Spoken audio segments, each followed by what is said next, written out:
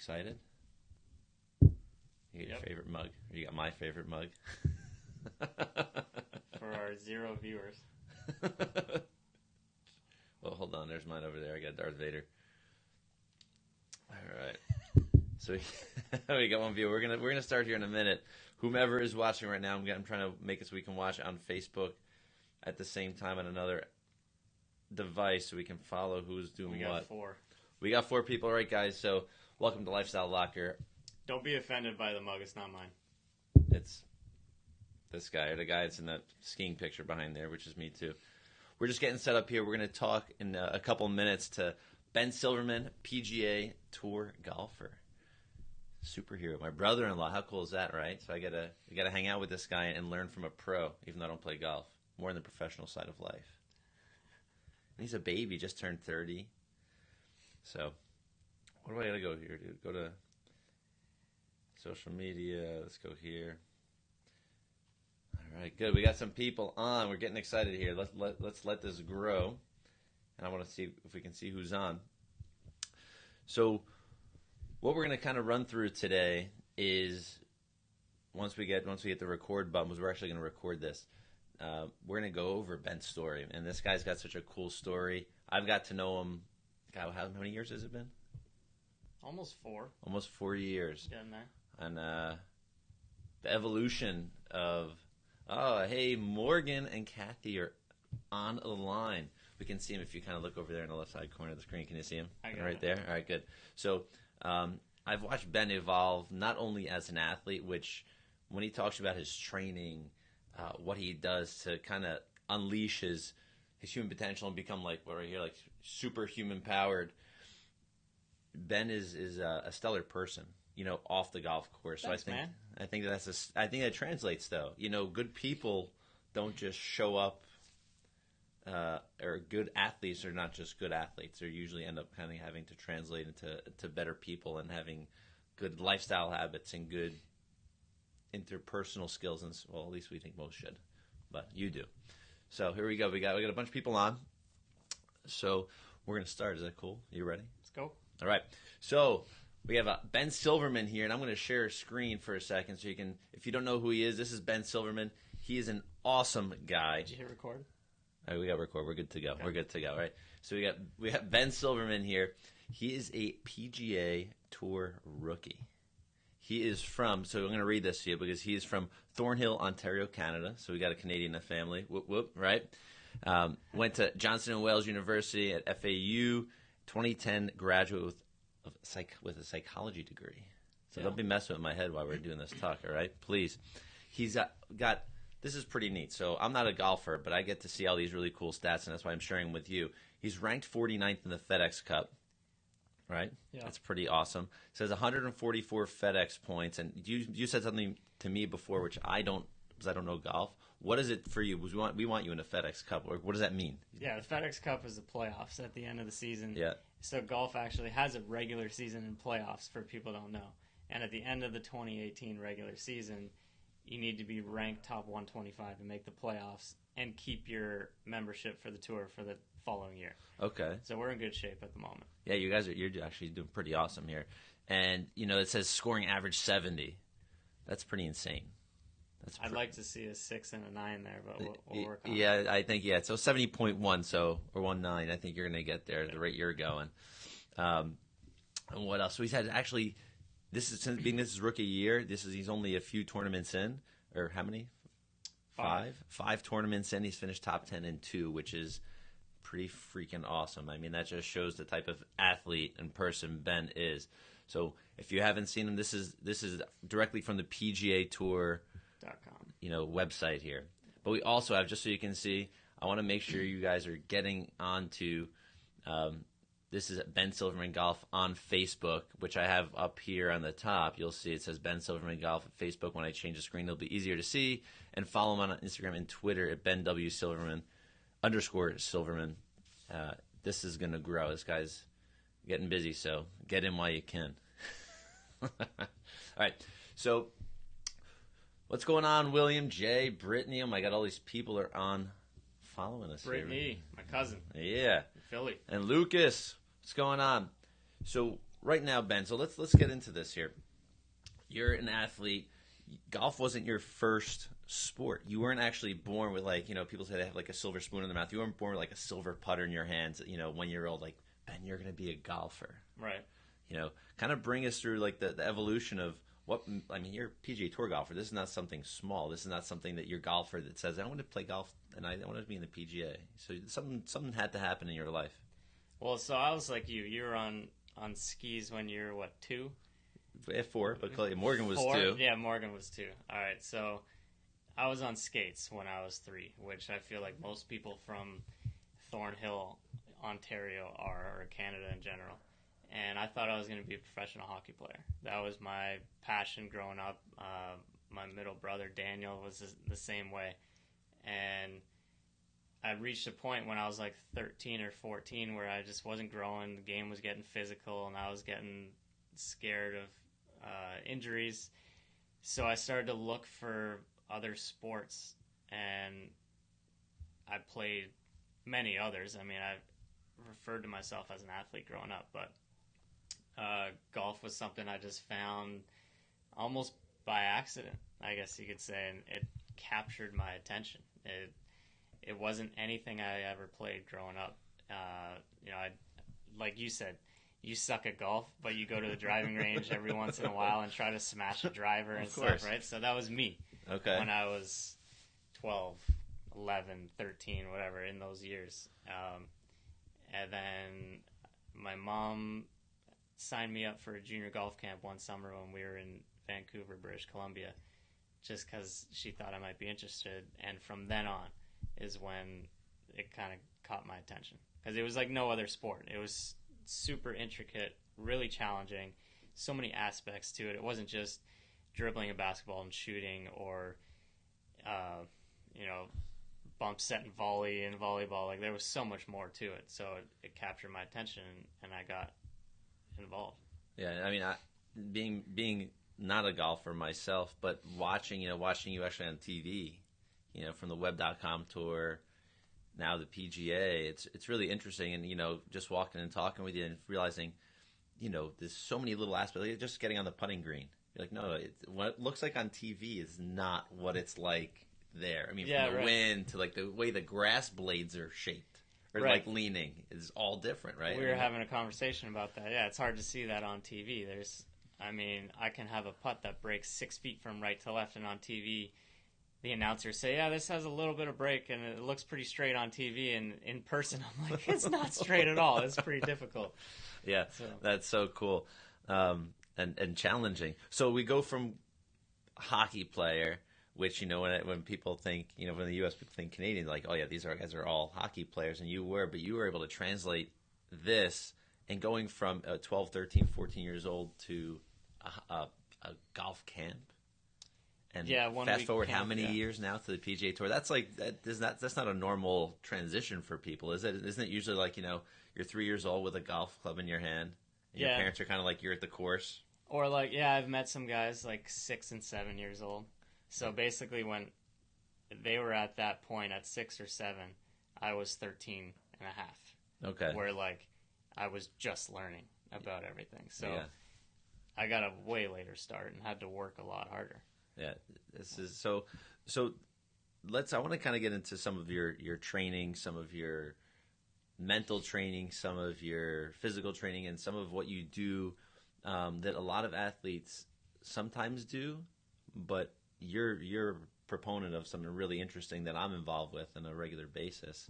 But let's start early. So you get into golf. You're already athletic, but you've played hockey, which means you've been running around on ice and becoming very fit. Golf is a different game. When I think golf myself, growing up, I always saw on TV like the heavy guys swinging a golf club, walking just with a cigar in their mouth. Right. That's obviously not what's going on today. You turn on the TV, there's a lot of fit people. And is that a added benefit, or is that just something you enjoy? I enjoy it. I think it makes golf more of a sport. And I'm pretty sure Tiger Woods was the one that had to do with that, because he was the first person to start turning his body into an athlete's body while he was playing golf, and all the juniors followed suit. So now everybody I play with is going to the gym or has some sort of fitness routine. And I do as much as I can. It's difficult now with a 4-month-old on the road with us, but I mean, I've gotten into it and tried to stay in shape the best I can, and the mental side of the game has become much more talked about than it ever used to. People are going to mental coaches and doing things like meditation and pre-round rehearsals in their mind that maybe wasn't thought of as something very popular back in the day. So,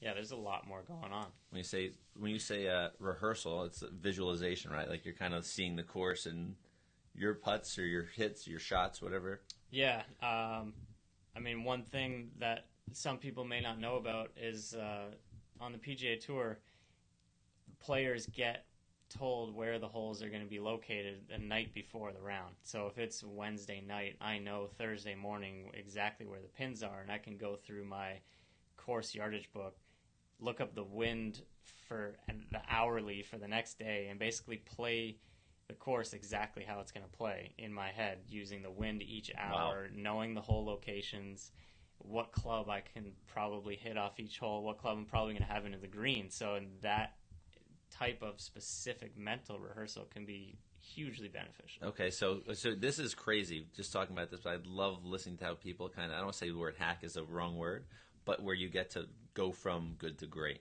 Right. It's like that boiling, like 211 to 212. That there's a little degree which makes you go from good to great. So when did that mental game become really big for you? Was it on the web.com tour? Was it before? Is it now? I mean, now it's bigger than ever. I feel like it has more to do with my success than the physical aspect at the moment. But when I was first getting into the mental aspect heavy was probably in 2013, 14. And I searched out this mental coach in South Florida who was mainly like a football mental coach. And he'd worked with teams and worked with some individual athletes in the NHL and other sports, but never golf. And what was interesting was I paid up front for 2 years with this guy. Mm-hmm. And we started talking about some really good stuff that was in books I had read, like Zen Golf for the golf fans who know that, or Golf is Not a Game of Perfect. And so we were talking about a lot of things from there. And then I met your sister, my wife now, Morgan. And as we got more and more into the golf and she got more and more interested and started to learn more about it, and I would discuss everything with her, she started helping me with mental things that this guy was already telling me about, but she was taking them a step further. It was just she could relate more to me and things that she had learned growing up from your family's background in the chiropractic world. And so I think even though I paid 2 years up front with this guy, I stopped working with him after a year because Morgan was helping me so much more that I just started, talking about everything with Morgan. Yeah, that's so neat. I mean, I'm athletic. I'm not a professional athlete, but, when I ran my marathon this past year, initially it was a body game, right? I need to make sure I train, but actually being on the running course, I think the mental aspect for any athlete has probably got to be the biggest part of the game, because if your head's not in it. Well, especially a marathon. I mean, I've never run a marathon, but you can be 2 hours into that, and the only thing that's going to push you further is probably you telling yourself, let's go, right? Because your body's probably dying. Totally, but it's that same. I mean, it's not the same, but you're having to use your brain, your mental capacity to help. It was on a golf course. When I get to watch you on TV, there are probably millions, I'm guessing, people that are watching you, and let alone how many thousands of people are on these courses standing around you. It's a show that you're kind of stuck in. If your head's not, you're not very present at your moment, I can imagine that could be so detrimental. Yeah, and I got a taste of that earlier this year on the web.com tour when I was in contention for the first time and the camera crews started showing up.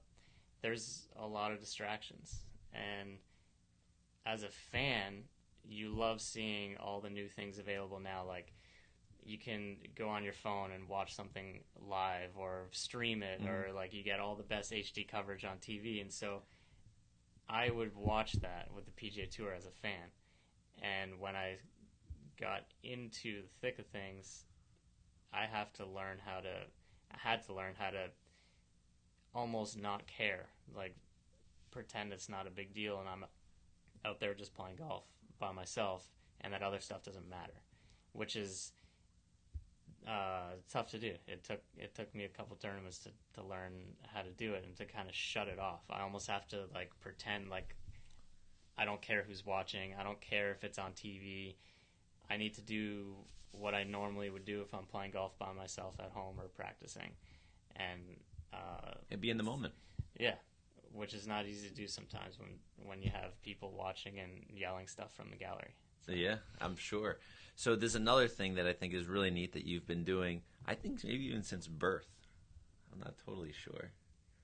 Yeah, pretty close, I think. Pretty close. So yeah, you've been getting chiropractic adjustments, been getting chiropractic care since birth. You're like, you may not be totally the odd duck out in sports, but I think you're someone that utilizes it for not just how do I feel.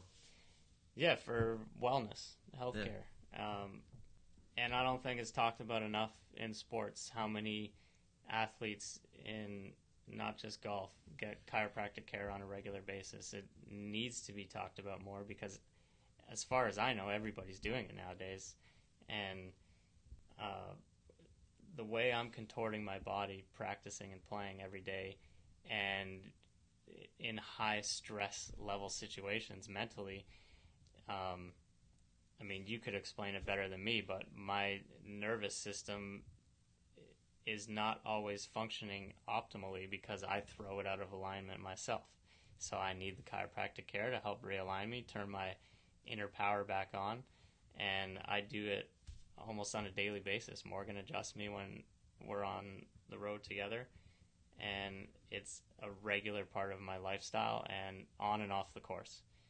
And I mean, there's chiropractors at every tournament working with players inside the locker rooms, but you have a VIP one.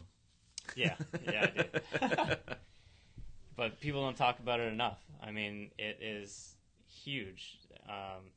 Most people think of it as like a remedy if you're sick or if you're injured. And yeah, it's definitely going to help those symptoms go away, but if you keep up with it, it's also going to keep you healthy so you don't have those symptoms. I mean, I know one thing in particular when I met Morgan and she started taking care of me, I was starting to have lower back pain just on my right side, just from the repetitiveness of a golf swing. And the second she started working with me on a regular basis, I noticed it less and less until now I don't have it at all. It's completely gone. But I still have her adjust me, or you, or your dad when we're here. Yeah. Like almost every single day. Yeah. Just for wellness. Yeah. And people need to resort to that more because it helps, and it's a lot better for your body than going to medicine. So yeah, the crazy thing is you're getting adjusted mostly daily, and what the average person is not necessarily going to need that. But what people don't understand when you're on this golf tour, that the PGA Tour, I mean, even the web.com, you were traveling everywhere. You were in a car and a plane and different beds, and then having a new baby in the mix and moving him with you with all this, your body's stresses are definitely higher than a regular. I mean, it looks awesome on TV. You look happy, excited. You're a professional athlete, but people don't get to see behind the scenes, right? Where all the hard work, all the grinding, all the lead work happens for you to be who you are. And, from the head game to the physical game. Because I know I've worked out with you in the past. I mean, not since you've been traveling as much now, but when you've been up in New York. No slouch. I mean, you're like very regimented in what you do. And I would say to those out there, when it comes to becoming professional, becoming like the ultimate human being for yourself, would you say habit would be like something, like good habits in general overall? You need to develop good habits. Like for yourself, you're a chiropractor, but to keep up with your skill, right? You're eating healthy. You're working out physically to make sure that you can perform for your patients at the highest level for yourself, right? So it's the same thing with me. I have to make sure I'm getting enough sleep, make sure I'm putting good food in my body, exercising as much as I can, and then having my mind as mentally sharp as I can. And sometimes I do meditation when I can with Morgan, and also your dad has helped me with this because he's done NLP, neuro-linguistic programming, and he can put people in trances, right? Or not trances. Yeah, kind of, yes. Like, it's like hypnotic therapy. Like hypnotic therapy in a way, yeah. So I've done it with your dad, and it's helped. He's helped ingrain some good things in my subconscious, and all that kind of stuff works. I mean, people probably don't give it enough importance in their lifestyle if they just have like a 9-to-5 job, or they're in an office and they're like, I don't need to do what a professional athlete does. But I think if they develop some of those habits, it'll help make their life better no matter what they're doing. Yeah, it's speaking with lots of people through my podcast. It's the funny thing is people try to outdo like 10 hours of sitting a day with like 25 minutes on a treadmill of walking. Yeah, it never fixes them, And I can imagine if we had you, like, all right, Ben, we're going to help you train for the PGA, but what I need you to do is just kind of walk around the golf course, just look at the holes, visualize. But we're going to pick up your driver, your putter, your irons. You're going to pick them up like once a week, for like an hour. And you'll do good. You'll be fine.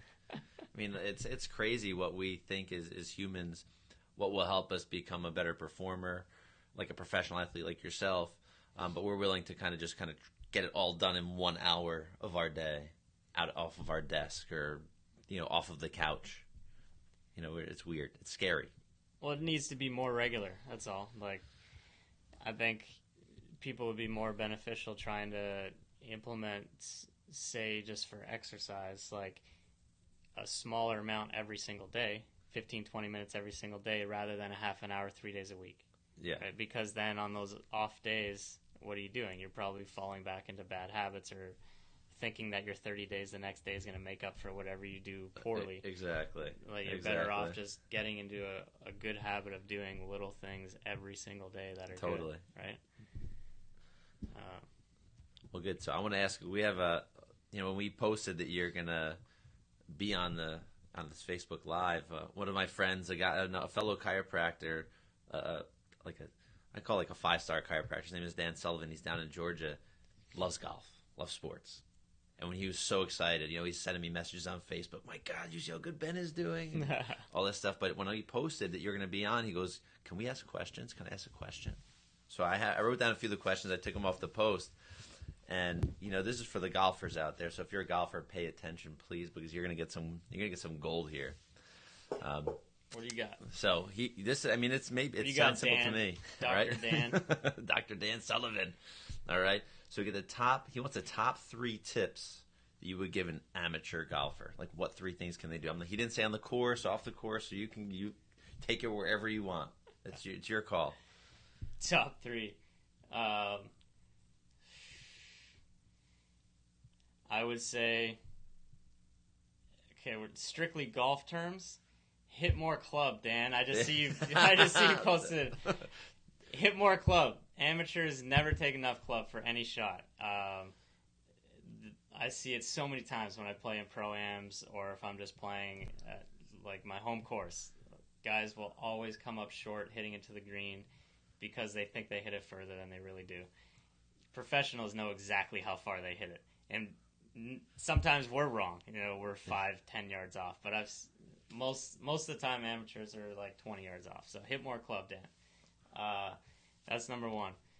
Second, if you're bad at golf, like, you're shooting, let me rephrase that. If you're shooting like 90 or 100, which is pretty good for the majority of golfers, I think, worldwide, and you're golfing like once a week and not practicing, you have no right to get upset when you hit a bad shot. So don't get upset when you hit a bad shot. You just look foolish. That's number 2, because I see that way too much. And then number 3, just try to be athletic in a way. I mean, golf is not seen as an athletic sport, but if you have experience in other sports that are more reactive in hand-eye coordination, try to do that the best you can in golf, whatever that means to you, but try to just be more athletic when you're on the golf course rather than, a golfer. Yeah. So we got those 3. Then he asks, how do you mentally prepare as a professional golfer for each shot? Well, over the years, I've developed a routine of the way I grip my club, how I line up the ball to my target and step into the shot. I mean, I don't think about it consciously now, but if somebody were to record how many steps I take to get into my setup and how many times I shuffle my feet and how many times I look up at the target, it's probably very similar every time. And I had to consciously practice that at first, but now it's ingrained in me, and that's the way that I mentally prepare, because it's something I do every single time that makes me feel comfortable, like I'm ready to hit the shot. All right. And I see something, and because I've watched more golf in the past, I don't know how many months now, than I've had my whole life.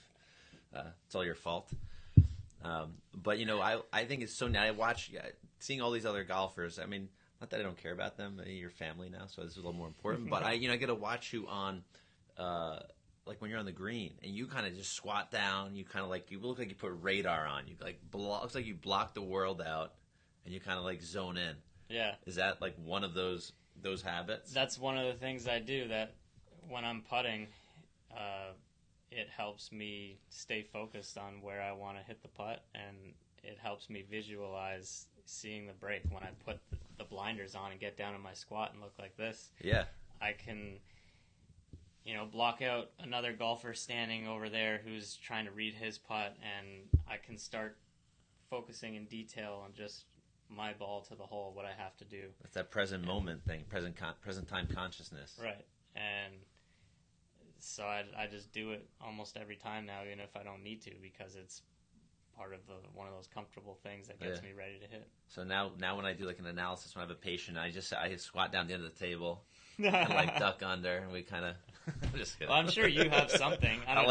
Do you have something? I mean, it's before just, you go adjust somebody in the room. We go and we make sure we're there. We're going to be there with the patient. But yeah, I know when I walk in the room and close the door, like I'm always have like put my hand on their leg, let them know I'm there. I mean, and then it's like just like the initial lets me know it's like game time, showtime. Like we got to really, my focus has to be 100% when I'm there. But I bet if you put a camera on the top of every room when I walk in, it wouldn't be the same, but it would be very similar patterning. Gotcha. With people, not as fancy as a sport, but definitely habitually trained, which took me time.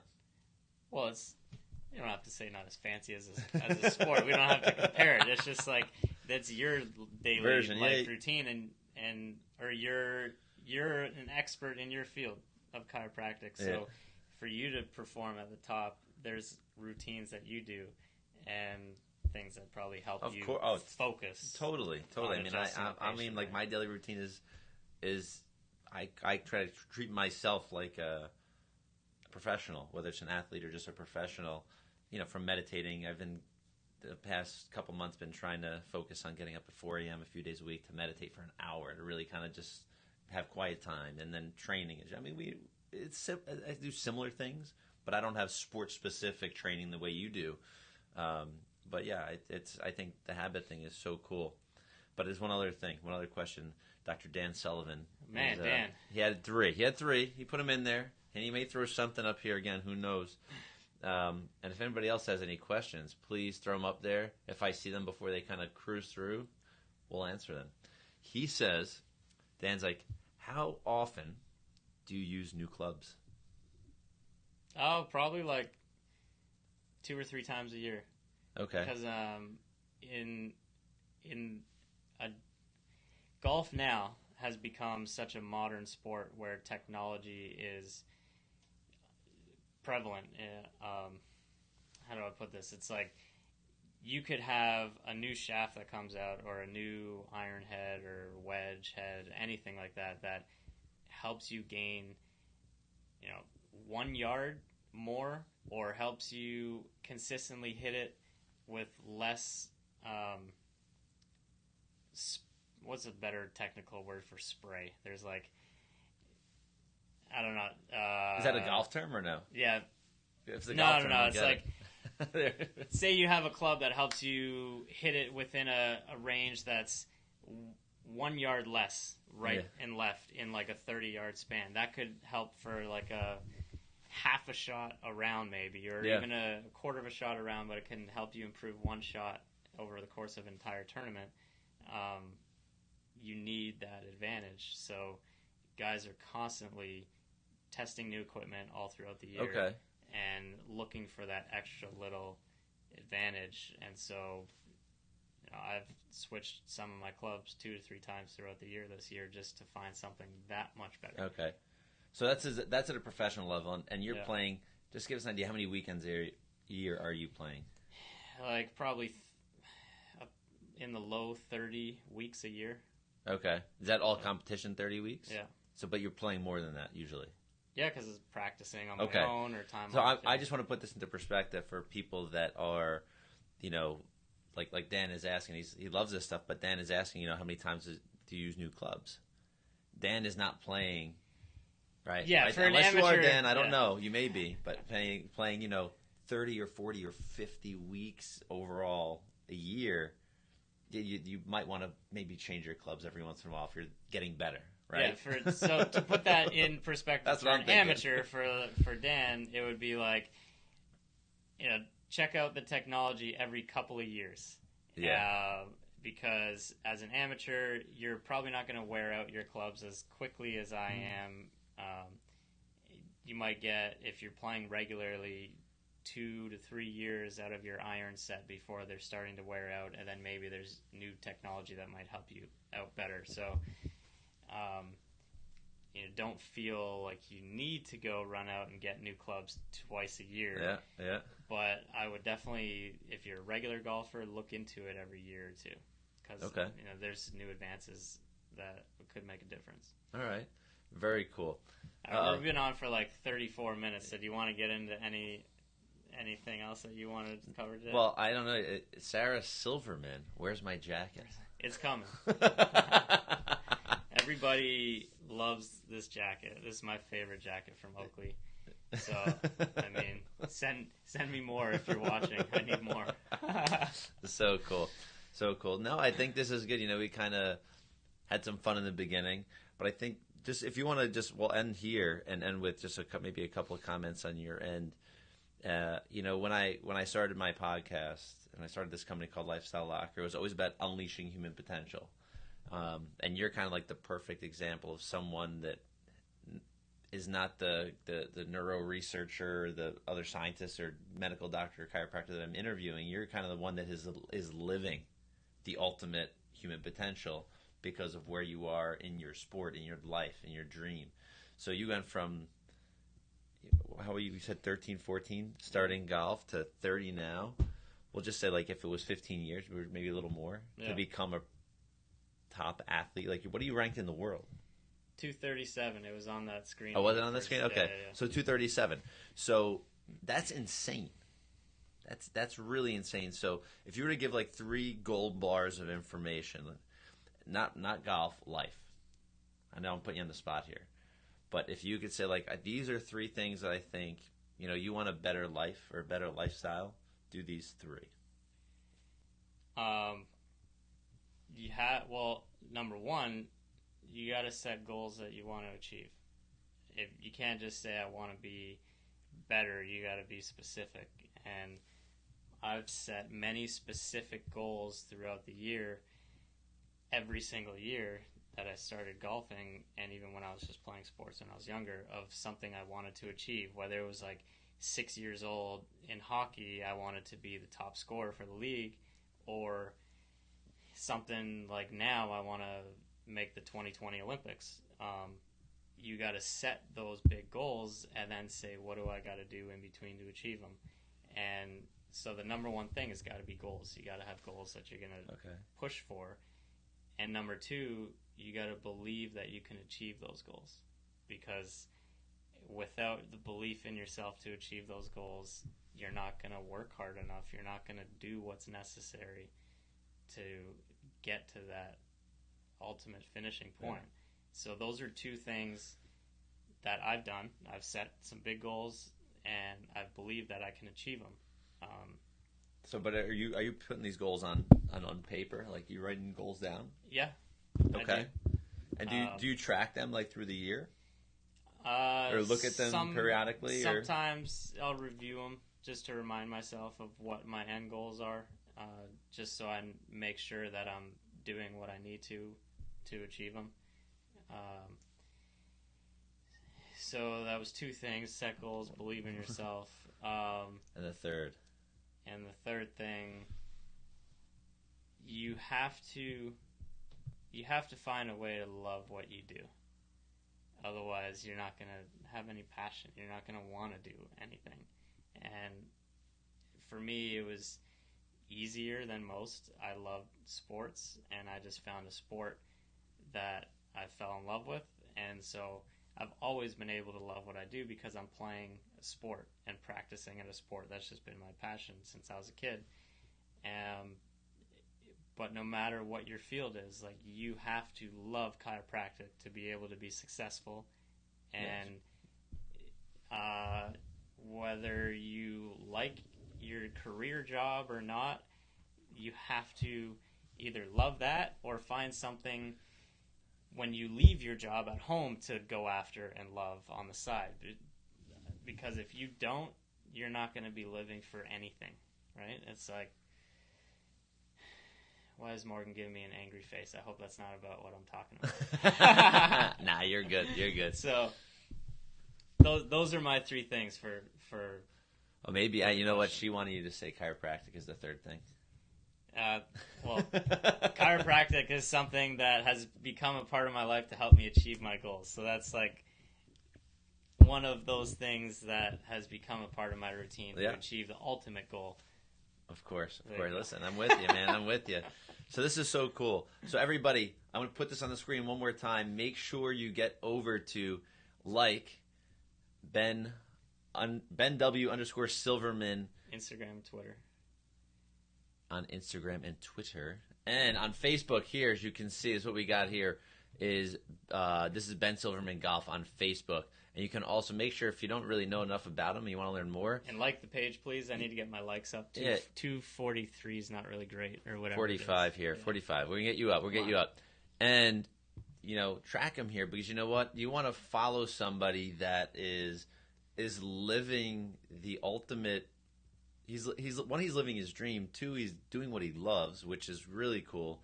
And 3 is he gets to do it with his family, right? He travels with his son Jack, my nephew Jack, and his wife, my sister, right? So their life is immersed with each other. It's not, that he leaves for 2 weeks and gets to come home to see his family. So I think that's a big part of what can keep you successful is your family's close. I mean, I don't know how many people that have brother-in-laws, right, that you would feel comfortable kind of, oh God, I got to hang out with this guy. I mean, come on, right? But I mean, I think we get along real well. Yeah. So follow Ben, learn more about him, and track him as a human being, as an athlete, because you're going to see these cool scores and these things going on here, getting better and better and better and better. And then we're going to have him on again. That sounds good. And that you reminded me of something with that whole brother-in-law thing. With those 3 things to be successful, I can add a side thing. Surround yourself with people that are going to push you to be a better person and inspire you to want to achieve more. If you're not surrounding yourself with people to push you in that successful lifestyle, then you're not going to do it. So that's True. A huge thing too. I think that's awesome, man. I'm taking, I got to listen to this again, but I take some notes. Right? Take notes from a pro golfer here. One day we'll go to a driving range so you can laugh more. It'll be good laughter therapy for you if we go. That sounds good. I'll hit lefty. I've been practicing lefty, and you're a lefty, so that'll be all right. Exactly. All right, y'all. Ben Silverman, PGA Tour golfer. We're out. All right. See ya.